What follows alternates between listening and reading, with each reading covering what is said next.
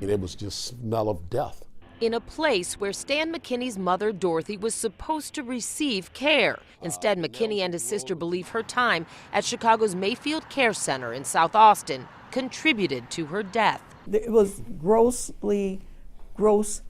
neglect. The McKinneys say their mother had dementia when they placed her in Mayfield in 2015 to live alongside their disabled brother.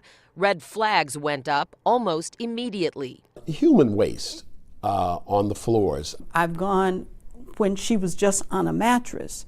There was no linen. I've been there and witnessed employees literally stealing clothing of the occupants. There were 2 occasions where she was totally nude. And on one of those occasions, I had to walk the floor to find the CNA, say, just give me a sheet until you can get one of the hospital gowns. The McKinneys say they complained and wrote letters to Mayfield managers, including this one about the, quote, deplorable conditions. Concerns grew, especially when their mom talked about sleeping on the floor after a fall. That was something that I heard her say on a number of occasions, that I slept on the floor last night, which meant nobody picked her up. 92-year-old Dorothy McKinney died in 2017 from a staph infection after suffering from a severe bed sore. You're not surprised by one gentleman saying his mother died as a result of a bed sore? Absolutely not. Says this former Mayfield employee who doesn't want to be identified. I've seen where residents are going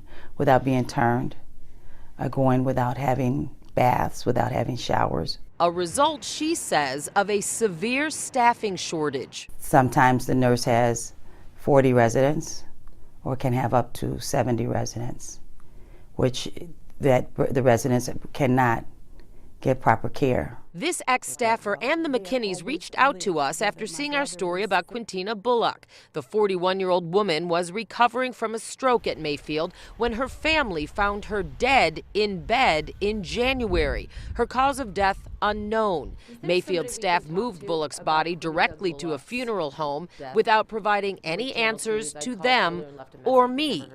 Then, They won't let me in. or now. Can I leave a message for you? Attorney Christopher Cortese also wants answers involving former Mayfield resident Mary Walker's neglect of care case. Well, that's the real question. How was the facility staffed? What was the staff actually doing? Walker died in 2017 after also developing a severe bed sore.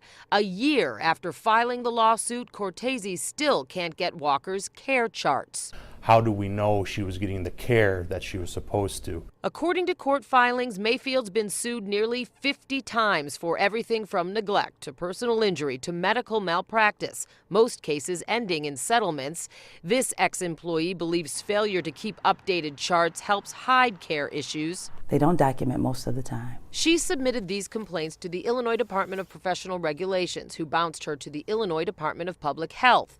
An IDPH spokesperson says Mayfield was cited for insufficient nursing staff in December and has been investigated for 3 complaints since, but cited for none. The McKinneys? Mayfield needs to either be completely closed or completely restructured. The McKinneys have since hired an attorney to investigate their mother's case. Besides going physically to Mayfield and being locked out, I also left several messages with management there for comment. No one ever returned any of my phone calls.